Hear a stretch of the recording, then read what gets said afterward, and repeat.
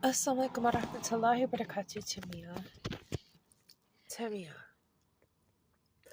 My children. Assalamualaikum warahmatullahi wabarakatuh to all my children. So, mommy didn't know about narcissistic personality disorder. I didn't know that's what your dad suffers from. I realized that your dad has a serious gap between his words that come out of his mouth to us people about what he thinks is the reality and what the reality is. However, I did not realize your dad is mentally sick. That's what he actually believes, and he's not just trying to be bad-mannered or rude or stupid. And when he acts stupid, he's just pretending to be stupid and be a baby so that he can get up and make his strike, and you can't get up and question the authority of your dad, Abdul. Learn from mommy. Mommy is already taken a lot of beatings to the head. I've had to relearn things over and over again because of the injuries to my memory. I'm reteaching myself. And I think protecting our brains is more important, of course. And Allah already knows the truth, and I don't need my child to stand up to their monstrous beast of a father because I already know the pain of his fists in his hands, and I don't want my children to feel that I love you. And it's not necessary. I know your dad's annoying. You probably won't even see this message, but I know he's annoying. Your duty as his child is to actually remind him that he has to make his salon his tasbih. I'm not going to require you to do that. I didn't even do it myself. And I woke your dad up for prayer once. It didn't go well. Maybe twice. I cooked him some breakfast once. It did not go well. I did not repeat it.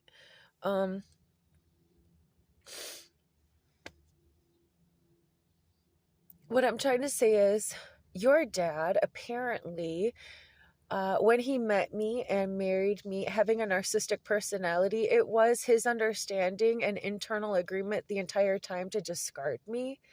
Unfortunately, we had so many of you beautiful children. Your dad doesn't realize that you're human beings. He thinks that you're internal objects that he plays with and entertains himself with. He doesn't realize you're living, breathing human people that are not a part of himself. He thinks you have to be the same as him, the same personality, the same everything. And whatever he imagines that you're thinking or doing, to him, that will always be the reality. Don't freak out when your dad accuses you of something you didn't do. He's mentally sick. Your dad has got extreme paranoia with his narcissistic personality, and he's psychotic.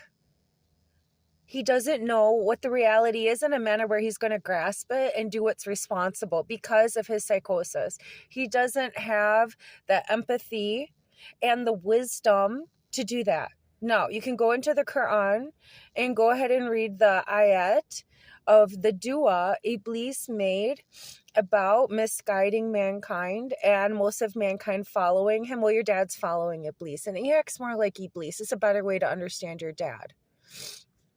I spent 10 years praying for him 5 times a day plus. I prayed for your father by dua every single time I would pray. So I would pray my 5 fard prayers, and I'd pray my night prayers, and I'd pray my day repentance prayers. I was always praying for your dad that Allah would guide him to be better. And I had no idea that narcissistic personality disorder exists. I'd never heard of it, and it explains everything. Your dad's really mentally sick, and I'm sorry that you've had to be with him this long. The point of this message is everything that I've said also. His intention was to always discard me like I'm trash. And one of the last times I saw my kids, somehow trash water got spilled on my daughter, on her head. And she was sent to school stinking.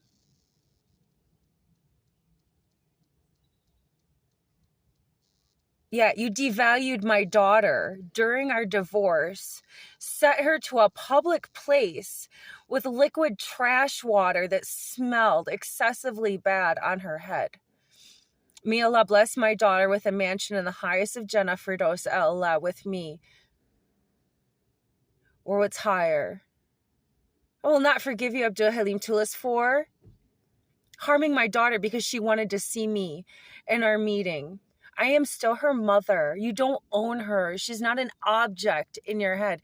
She is a human being with feelings, intelligence, personality, gifts, and strengths. I don't appreciate you making fun of my daughter. Sweetheart, you're not trash. I'm sorry your dad sent you to school like that. And then I went and I saw you in the after meeting. It was so bad I almost vomited. Guess what, sweetheart? In general, you don't have to go to the bathroom. And you can eat whatever you want. And you're always happy. And it always smells so good.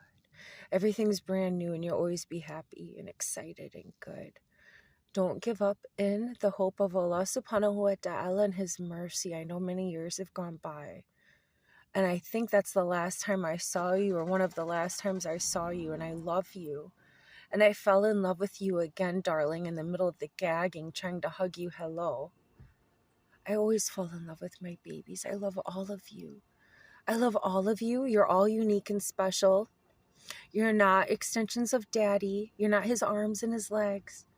I love you. I respect you. I miss you. I adore you. I'm grateful and honored for every opportunity I had to clean your bottoms and your faces and your feet and your hands and feed you. I am so grateful to Allah subhanahu wa ta'ala.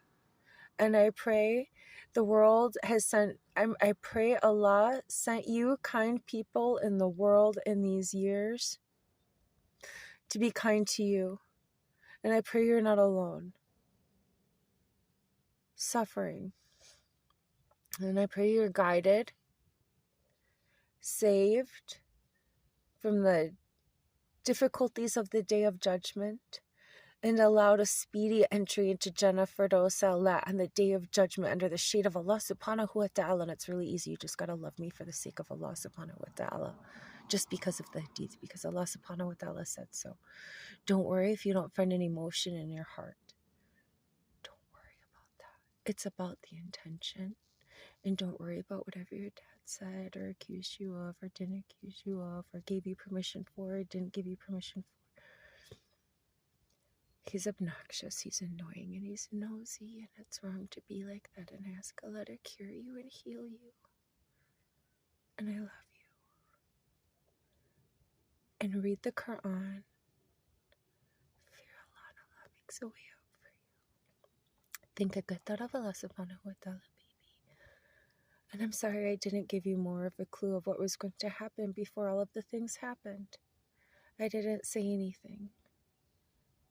I just kept it all a secret, and I'm sorry. I did it to protect you, and I'm sorry. I love you so much. I love you. I love you for the sake of Allah, and I adore you. I miss you so much. And I'm sorry. It's like your dad's sick. So he feels no empathy about lying and slandering me and my mental health and denying me my rights. And he doesn't feel bad about denying you yours either, because you're just objects in his head that he interacts with. And when we in real life don't do what he wants and imagines in his head, he'll do whatever he has to do to try to make it work. He's psychotic and he's crazy, and I'm sorry. Everything he says and does comes from paranoia, hallucinations that he has in his head. And I'm sorry. I love you. For the sake of Allah, I ask Allah to help you, cure you. And I'm still here. Assalamu alaikum wa rahmatullahi wa barakatuh.